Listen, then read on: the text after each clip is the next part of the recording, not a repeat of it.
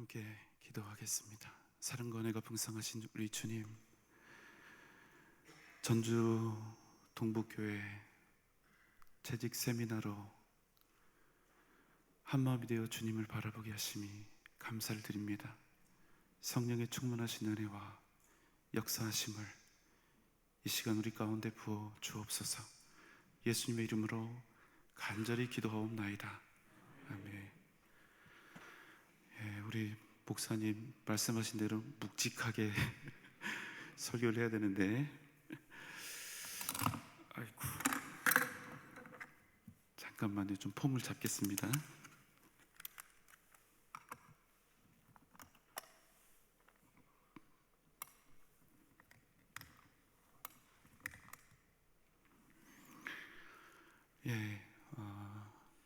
다른 교회 같으면 아마도 재직 세미나가 아니라 재직 헌신 예배라는 그런 이름이 붙어 있지 않을까 하는 생각이 드는데요. 저는 재직 세미나라는 이름이 참 다행이라고 그렇게 생각을 합니다. 저는 솔직히 헌신 예배를 별로 좋아하지 않습니다. 저희 교회에서도 매번 부서마다 헌신 예배를 좀 드리겠다고, 예배 시간을 좀 할애해 달라고 이런 요청을 하는데, 굳이 헌신 예배를 드리겠다고 하니까 일정 조율해서 시간을 잡기는 하는데 썩 제 마음이 내키지는 않습니다. 이유가 있습니다. 짧다면 짧고 또 길다면 긴데, 제 목회 25년 동안 헌신 예배 드리고 제대로 헌신하는 사람을 못 봤습니다. 앞으로 내가 헌신하겠다 이런 다짐하려고 우리가 헌신 예배를 드리는데, 교회에서 이 예배 때문에 헌신하게 된 사람 찾기는 참 어려운 것 같아요. 헌신 예배 드릴 때는 우리가 아멘 아멘 하고 뭔가 조금 될 것 같은데, 며칠 지난 후에 헌신할 사람을 찾으면 다 잠수 타고 없습니다. 그래서 항상 고민해요. 헌신 예배를 꼭 드려야만 하는가? 굳이 이 귀한 시간에 찬물을 끼얹는 저를 용서해 주시기 바랍니다. 아무쪼록 오늘 전주 동북교회 재직들이 드리는 이 예배를 통해서는 정말로 교회를 살리고 교회를 부흥케 하는 진짜 헌신자들이 많이 일어서시기를 주님의 이름으로 축원합니다. 오늘 저는 여러분에게 헌신이 과연 무엇인가, 헌신이 의미하는 바가 무엇인가, 우리가 헌신한다는 그런 용어를 굉장히 많이 자주 사용하는데 도대체 뭘 어떻게 한다는 것인가, 이 말씀을 좀 드리고 싶습니다.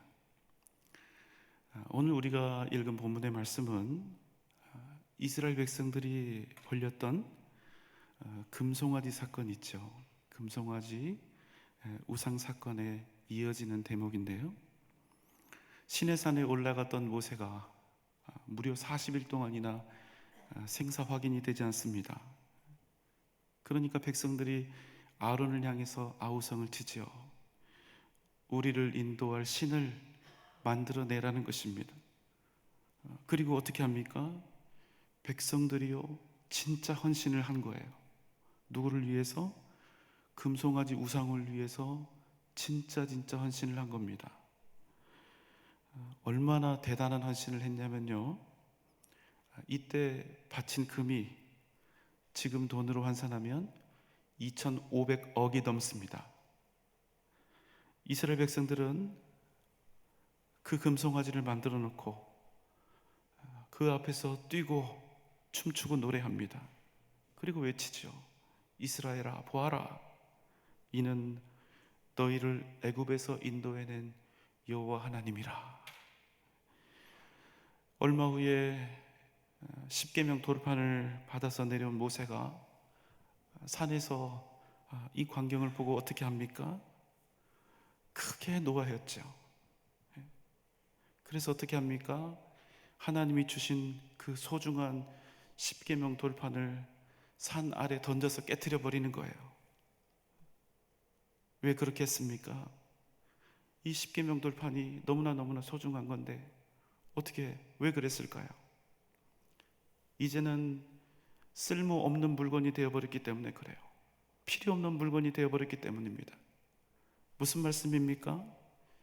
여러분, 십계명은요, 오직 하나님의 백성들에게만 그 가치가 있고 의미가 있고 복이 될 수 있는 것이기 때문입니다.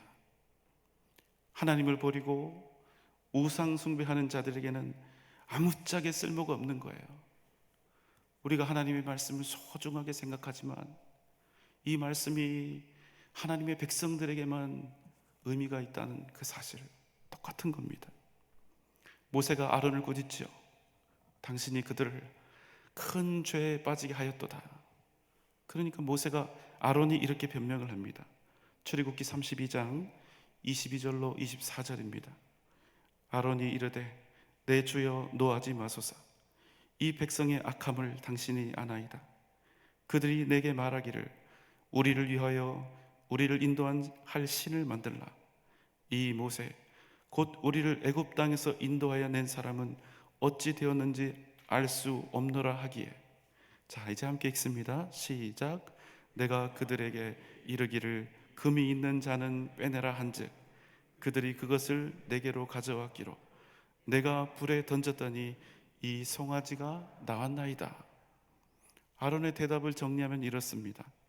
내가 사람들이 하도 요청을 하니까 어쩔 수 없이 금을 빼라 했는데, 그리고 그 금을 불에 던져 넣었는데 보니까 이 송아지가 나왔습니다. 결론은 뭡니까? 지 잘못은 없다는 거예요. 여러분, 정말 말도 안 되는 소리지요. 금을 불에 던졌더니 송아지 형상이 저절로 나왔다?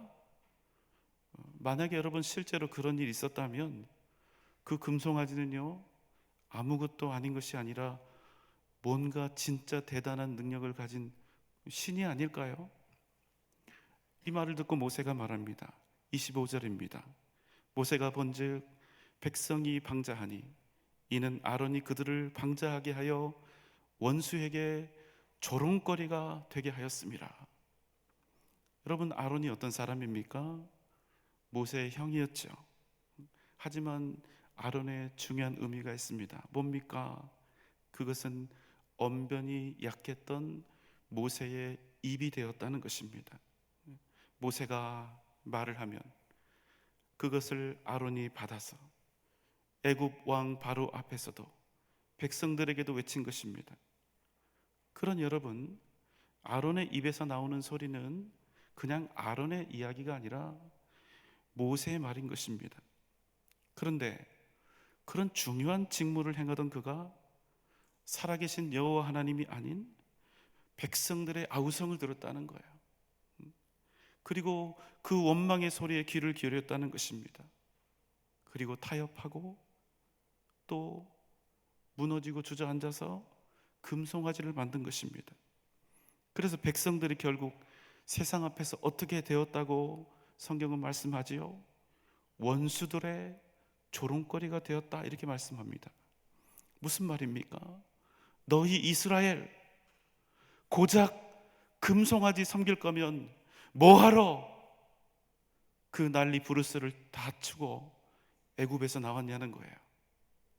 결국 너희들 꼴이 금송아지 앞에서 춤추고 그것을 경배하는 것이 너희 이스라엘의 결론이었다면, 결국 이짓거리 할 거였으면 뭐하러 멀쩡한 애굽을 그렇게 쑥대밭 만들어 놓고 나왔느냐는 것입니다. 이런 조롱을 당연히 듣게 될 수밖에 없는 것이죠. 왜요? 애굽 땅에도 우상은 얼마든지 많이 있었으니까. 여러분, 우리도 사실 이런 일들이 있습니다. 당신 누구입니까? 나는 기독교인입니다. 나는 그래서 주의를 생명처럼 지켜야 합니다. 나는 기도해야 하고 성경도 읽어야 합니다. 그러니 내 신앙의 자유와 종교의 권리를 보장해 주십시오. 난 내 목에 칼이 들어와도 내 믿음을 지킬 것입니다. 주일 성수를 하고야 말 것입니다. 사람들이 보면 웃기죠. 세상 사람들이 이런 우리의 모습을 보면 웃습니다. 보이지도 않는 하나님, 증명할 수도 없는 그런 하나님을 믿으면서 뭐 그렇게 유세를 떠냐, 중내산에 하느냐는 것입니다. 그런데 거기에 우리의 모습을 세상 사람들이 보는 것입니다. 그런데 문제는 뭡니까? 안 믿는 사람들이랑 하나도 구별이 안 되는 거예요. 구별되는 것은 오직 하나, 목숨 걸고 주일에 교회에 다니는 것, 이거 하나밖에 없어요. 교회 한 번 빠지면 거의 죽을 것처럼 하는 것. 여러분, 여기까지는 좋습니다. 이것도 보통 믿음으로 되는 거 아니니까. 그런데 그 삶이 어떻습니까? 교회에 다니는 일을 자신의 생명처럼 여기는 사람이요, 예수 이름만 나오면 눈물이 글썽글썽하고 아멘 할렐루야를 외치는 사람들이요, 그 삶을 보면 절대로 손해보지 않겠다고 머리 쓰고 욕하고 싸우고 자기 주장하고, 그 삶을 보니까 믿지 않는 사람들이랑 하나도 다르지 않더라는 거예요. 아니, 오히려 세상 사람들보다 더 까다롭고 더 욕심을 낸다는 것입니다. 그럼 세상이 우리를 조롱하는 거예요. 그런 식으로 살 거면 뭐하러 예수 믿고 뭐하러 교회 다니느냐. 여러분, 잊지 마십시오. 우리는 단지 예배, 기도, 찬송, 이런 종교 행위 하려고 예수 믿는 것이 아닙니다. 여러분, 우리 기독교는 종교 행위를 위해서 존재하는 그런 종교가 아니란 말씀입니다. 우리가 진정 목숨 걸고 지키려는 것은 무엇입니까? 우리의 종교 활동을 지키기 위한 것입니까? 그렇지 않지요. 우리가 목숨 걸고 지키려는 것은 우리를 구원하신 예수 그리스도뿐인 것입니다. 내 생명을 다 바쳐도 전혀 아깝지 않을 그분 예수 그리스도를 우리 인생의 유일한 목적으로 삼기 위해서 우리는 그리스도인이 된 것입니다. 여러분, 신앙생활은 무엇입니까? 다시 말씀드리지만 기독교는 신앙 행위를 위한 종교가 아닙니다. 아무리 우리가 오랫동안 신앙생활을 하였어도 우리의 생각이 바뀌지 않고 우리의 습관이 바뀌지 않고 우리의 삶이 변하지 않았다면 우리는 진짜 믿음, 정말로 예수를 믿는 것이 아니라 어쩌면 아직도 신앙 행위 속에 빠져 있을 가능성이 있다는 거예요. 그러면 어떻게 됩니까? 세상의 웃음거리가 되는 것입니다. 세상에 어떤 조롱을 듣게 됩니까? 너 기독교인이라며, 너 하나님 살아계신다며, 내가 예수 그리스도의 십자가로 인하여 큰 은혜를 입었다며, 그래서 반드시 주일 성수해야 하고 교회 꼭 다녀야 한다며, 그래서 평생 황금 같은 일요일 어디도 가지 못하고 일도 못하고 교회에서 그렇게 지낸다며. 그런데 네가 믿지 않는 우리와 뭐가 다른 거야? 그 인생에 문제가 생기면 입으로는 하나님 하나님 하면서도 세상 방법, 세상 도움, 세상 사람들보다 더 열심히 찾아다니고, 이 속을 보면 탐욕과 욕심이 더 가득하고, 관계 속에서는 세상 사람들보다 더 차갑고 삐딱하고 깐깐하고 때로는 세상 사람들도 쓰지 않는 비겁하고 저열한 이런저런 변칙, 반칙 다 사용하면서 네가 도대체 무슨 기독교인이라는 거야? 여러분, 과연 우리가 이런 껍데기만 가지고 하는 이런 신앙생활을 하면서도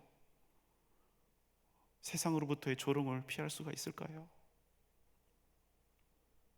전 국민의 18%만이 기독교를 신뢰한다 하는 그런 통계가 있습니다. 이 수치는요, 원불교하고 비슷한 거예요. 결국 무슨 말입니까? 우린 대한민국에서 주류 종교가 아니다 이 말이에요. 여러분 잊지 마십시오. 진짜 믿는 사람은 종교 행위를 잘하는 사람이 아니라 하나님의 백성으로서의 그 존재감을 날마다 세상 속에서 드러내는 사람들입니다. 우리의 존재, 하나님의 백성으로서의 그 존재, 하나님의 백성다움, 그 존재의 의미가 드러나지 않는 신앙생활은요, 신앙생활이 아니라 종교 행위가 되는 것이고 결국 세상으로부터 조롱받게 된다는 것입니다. 여러분, 이스라엘은요, 하나님의 백성이면서도 온 세상의 조롱거리가 되었습니다. 그저 세상의 조롱거리만 된 것이 아니라 여호와의 이름까지도 망령되이 일컬어지게 된 것입니다. 자, 모세가 외칩니다. 26절입니다. 이에 모세가 진 문에 서서 이르되 누구든지 여호와의 편에 있는 자는 내게로 나아오라 하매 레위 자손이 다 모여서 그에게 가는지라. 모두가 다 금송아지 우상의 편에 서 있었던 것은 아니었습니다. 어쩔 수가 없어서 그들이 행하고 있는 악행을 지켜보고 있었던 사람들이 있었어요. 그들에게 동조하지 않고 타락한 백성들 속에서도 자신들의 정체성을 잃지 않고 변함없이 하나님의 부르심을 기다리고 있었던 사람들이 존재했다는 거예요. 모세가 그들을 부릅니다. 누구든지 여호와의 편에 있는 자는 다 내게로 나오라. 그러니까 어떻게 합니까? 레위 자손들이 모두 모세에게 나오게 된 것이죠. 27절 28절입니다. 모세가 그들에게 이르되 이스라엘의 하나님 여호와께서 이렇게 말씀하시기를 너희는 각각 허리에 칼을 차고 진 이 문에서 저 문까지 왕래하며. 자, 지금부터는 함께 읽습니다. 시작. 각 사람이 그 형제를, 각 사람이 자기의 친구를, 각 사람이 자기의 이웃을 죽이라 하셨느니라. 레위 자손이 모세의 말대로 행하며 이날에 백성 중에 3,000명가량이 죽임을 당하니라. 하나님께서 모세에게 나온 레위 자손들에게 명령하셨습니다. 너희는 각각 허리에 칼을 차고 진 이 문에서 저 문까지 왕래하며 각 사람이 자기의 형제를, 각 사람이 자기의 친구를, 각 사람이 자기의 이웃을 죽이라. 그래서 어떤 일이 일어납니까? 그야말로 이스라엘 백성들 중에 살육이 일어난 것입니다. 그날에 레위 자손의 칼에 쓰러져 죽은 자가 3,000명이나 되었다고 하죠. 여러분, 우리가 알고 있는 하나님은 어떤 분입니까? 사랑의 하나님, 용서의 하나님이 아니십니까? 그런데 지금 무슨 명령을 내리고 계시는 거예요? 금송아지를 만들고 그 앞에서 절하고 춤추고 경배한 모든 이들을 다 죽이라는 것입니다. 그가 피부친 형제와 자매라 할지라도, 그가 절친한 벗이라 할지라도, 그가 가까운 이웃이라 할지라도 불쌍히 여기지 말고 모두 다 칼로 베라는 것입니다. 여러분 어떻습니까? 만약 우리에게 지금 이러한 명령이 떨어진다면 여러분 어떻게 하시겠어요? 기독교는 사랑과 용서가 가장 중요한 핵심이 아닙니까? 그런데 여러분 이렇게 하는 것이 과연 맞는 일일까요? 어떻습니까? 어쩌면 지금 이 말씀을 듣고 계신 여러분 마음속에 아주 복잡한 상황일 거예요.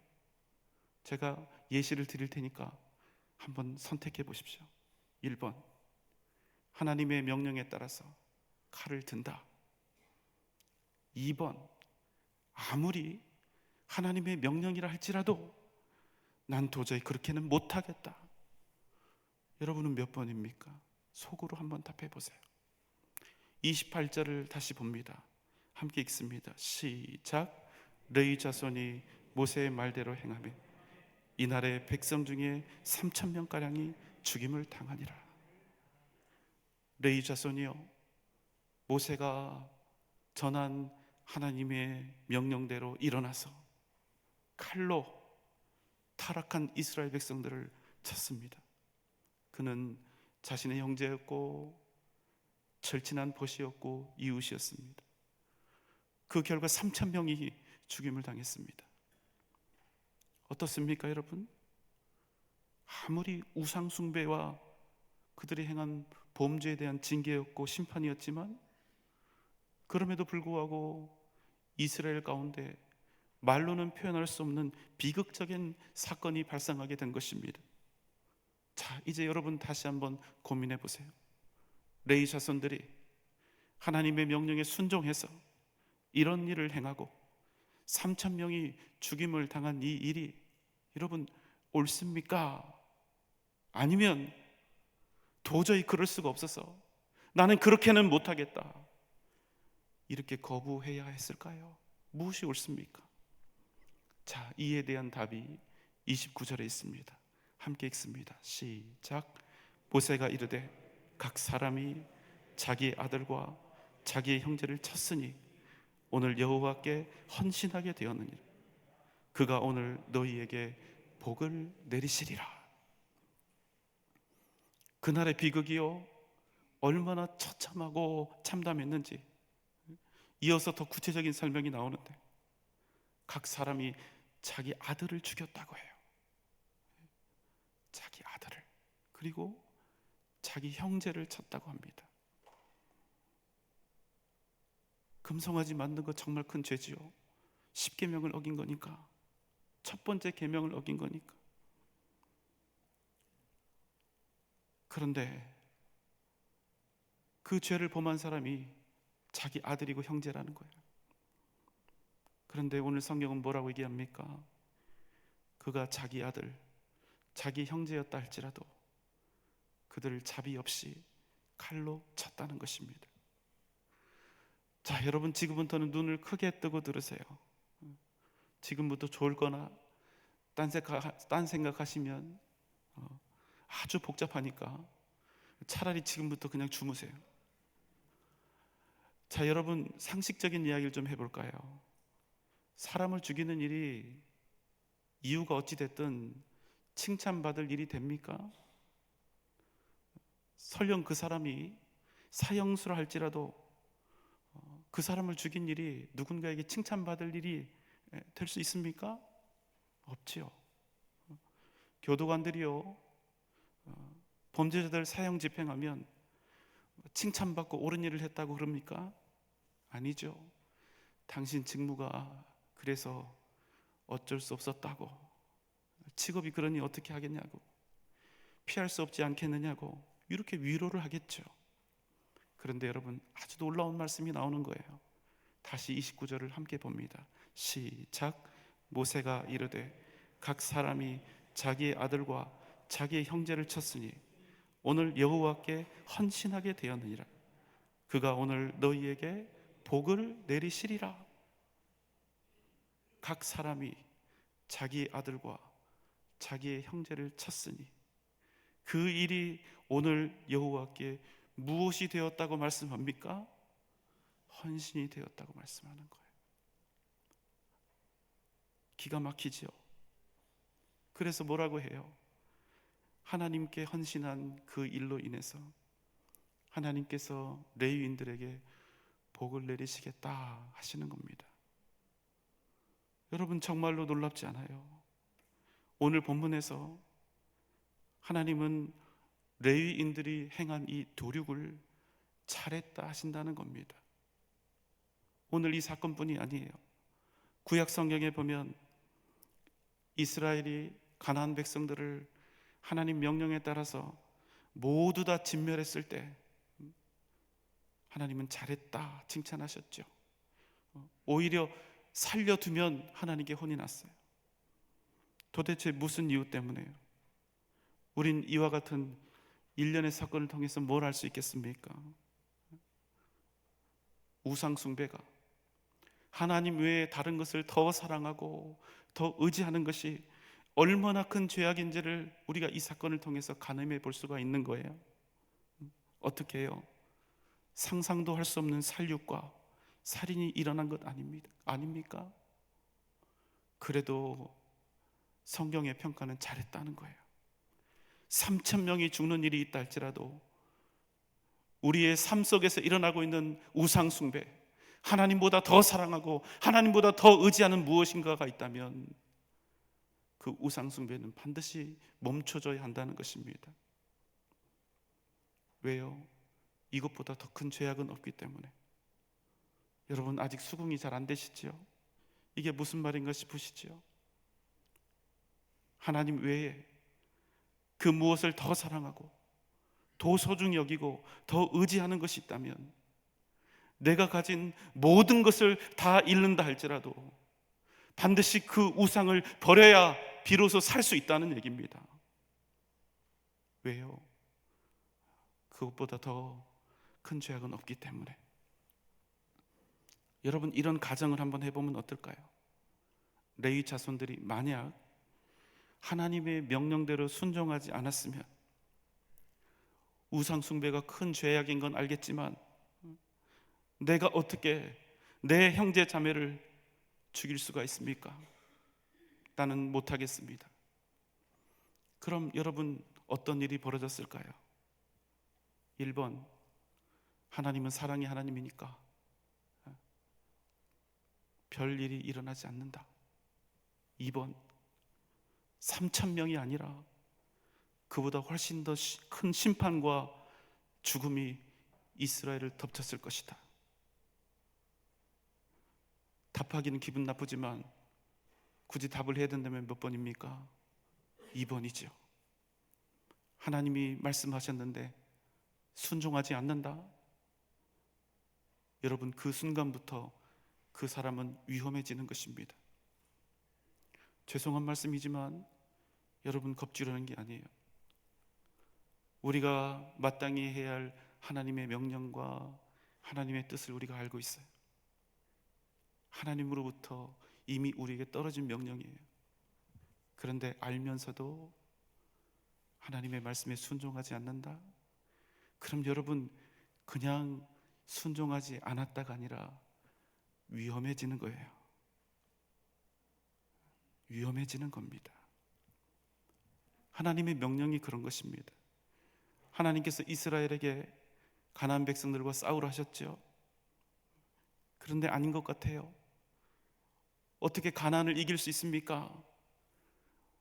우리 같은 떠돌이 유목민들이, 촌딱들이 어떻게 그 높은 성과 강한 군사를 가진 가나안을 이길 수 있습니까? 자살행위지요. 그런데 여러분, 놀랍죠? 하나님의 명령이 일단 떨어지면 이제부터는 순종하지 않는 것이 오히려 위험한 일이 됩니다. 죽을 힘을 다해서 하나님 말씀에 순종하고, 그래서 싸우면 하나님께서 승리를 주시지만 싸우지 않으면 위험해지는 것입니다. 그래서 광야 40년을 빙빙 방황하고 돈 거 아닙니까? 여러분, 우리가 왜 하나님의 말씀대로 살지 못합니까? 우리는 왜 주님의 말씀에 온전히 순종하지 못합니까? 죽을까봐 못하는 거예요. 손해볼까봐 못하는 겁니다. 뒤처질까봐 못하는 거예요. 그런데 여러분, 절대로 그렇지 않다는 것입니다. 무슨 말씀입니까? 순종하지 않는 게 더 잘 사는 길이 아니라 죽을 것 같아도 순종하는 것이 사는 길이요 승리의 길이 된다는 것입니다. 여러분, 그럼 우리 나온 레위 자손들은 어떠했을까요? 자기 형제, 자기 자매, 자기 아들에게 칼을 드는 일이 과연 쉬웠겠습니까? 아니요, 절대로 그렇지 않았을 거예요. 그럼에도 그들이 칼을 들었습니다. 왜요? 그들이 가족에 대한 사랑도 없고, 그들이 몰인정했고, 그저 기계적으로 명령에 순종하는 맹목적인 신앙을 가진 사람들이라 그랬을까요? 아니요, 그렇지 않습니다. 그럼 무엇입니까? 그들은 그게 누구든 무엇이든 사람의 편이 아니라 오직 하나님의 편에 서기로 작정했다는 것입니다. 그들이 그럼에도 불구하고 끝내 하나님의 편에 섰다는 사실, 그것이 오늘 말씀의 핵심입니다. 하나님은 그것을 뭐라고 부릅니까? 헌신이라고 부른다는 거예요. 여러분, 헌신은 무엇입니까? 어떤 일이 있어도 하나님의 편에 서는 것입니다. 그 누구의 편도 아니고 오직 하나님의 편에 서는 것입니다. 사랑하는 남편이 있어요. 사랑하는 아내가 있어요. 사랑하는 자식들이 있습니다. 부모님도 있어요. 나도 있어요. 그러나 그 누구의 편도 아니고 오직 하나님의 뜻에, 하나님의 편에 서는 것, 그것을 오늘 성경은 헌신이라고 부른다는 사실입니다. 우리가 보통 헌신에 대해서 생각하면 이런 정의를 하지요. 무엇인가를 하나님께 엄청나게 많이 드렸다. 다른 사람들은 흉내도 내지 못할 만큼 많은 것들을 드렸다. 아니면 열심히 봉사했다. 그런데 여러분, 죄송하지만 그건 헌신이 아니에요. 진정한 헌신은 무엇입니까? 어떤 상황 속에서도 오직 하나님의 편에 서는 것입니다. 그것이 헌신입니다. 여러분, 하나님의 편에 서면 좋은 일이 생깁니다. 엄청난 은혜와 능력을 경험하게 됩니다. 그러나 여러분, 과연 좋은 일만 생길까요? 천국에서는 몰라도 최소한 이 땅에서는 그렇게 되지 않습니다. 가진 것 다 포기하고 희생하고 잃고 버려야 하는 것들이 끊임없이 생기는 거예요. 그게 내가 가장 사랑하는 사람일 수도 있고, 내 생명과 같은 무엇일 수도 있고, 평생 힘들여 모은 돈과 명예일 수도 있습니다. 내 평생 그것 하나 바라보고 꿈꾸었던 내 개인의 꿈과 계획과 소망일 수도 있겠지요. 하지만 헌신은 무엇입니까? 그럼에도 오직 하나님 편에 서는 것, 그것이 헌신입니다. 여러분, 이 말씀을 잘 들으시고 기억하시면 좋겠어요. 내가 하나님께 최선을 다해서 헌신한다고 했는데도 내가 여전히 멀쩡하다, 하나도 위험하거나 힘들어지지 않았다, 가난하게 되지 않았다, 그럼 여러분, 한 가지는 분명해요. 내가 한 그것은 엄밀히 말해서 헌신은 아니었다. 헌신의 의미가 아낌없이 다 드린다는 의미가 아닙니까? 그래서 여러분, 헌신은요 사실 위험한 것입니다. 그래도 하는 거예요. 왜요? 내 인생의 목적은 나 자신의 명예로움이나 풍요, 나의 편리함이나 형통에 있는 것이 아니라 오직 주님의 편에 서는 데 있기 때문입니다. 내가 하나님의 편에 설 수만 있다면, 내가 주님 편에 설 수만 있다면 나는 무엇이든 아낌없이 내려놓을 것이다.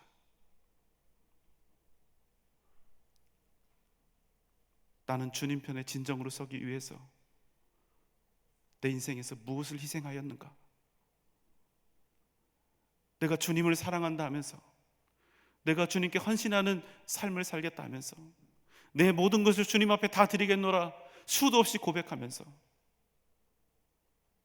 나는 실제로 무엇을 내려놓았고, 주님을 위해서 실제로 무엇을 포기했고, 실제로 나는 무엇을 기꺼이 버렸는가?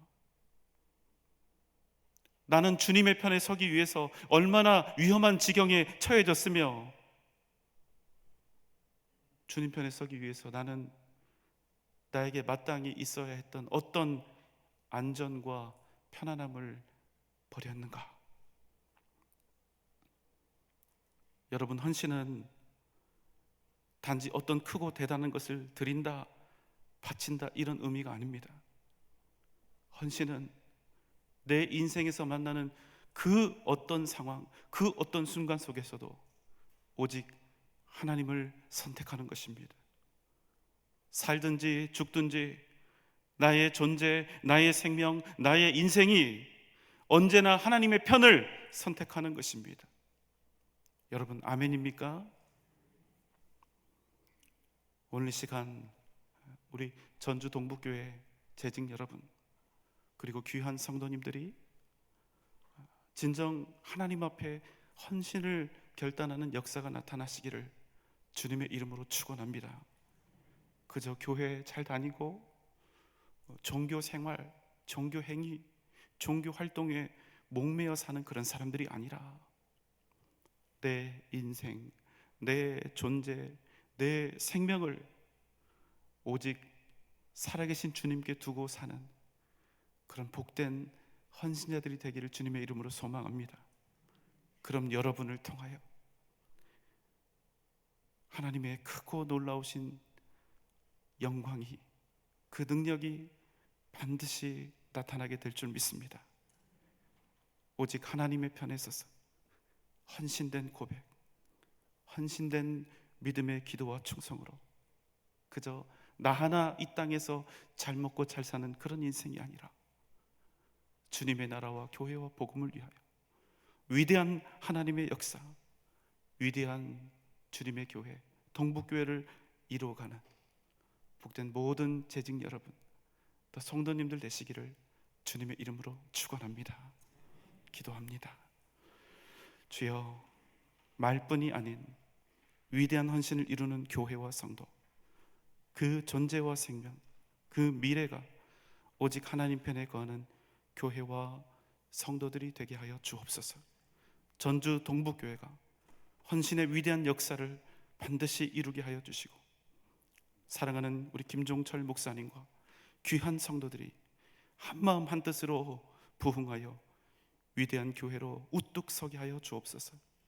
하나님의 나라와 교회와 복음을 위하여 귀하게 쓰임받게 하여 주옵소서.